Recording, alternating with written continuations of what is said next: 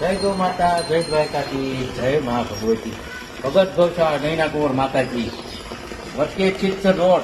ભગત ગૌશાળામાં, અમારી ગૌશાળામાં બે કામ જેનું ગૌ માતા છે, એક તો આ અને એક આ. તમે જોઈ શકો છો, બબ્બે ગૌ માતા છે.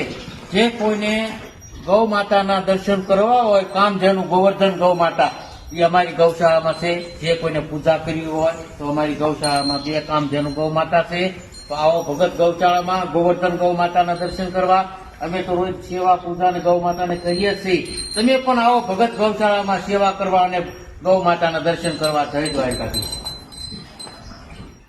આપણે બે મજાની છે ગાય.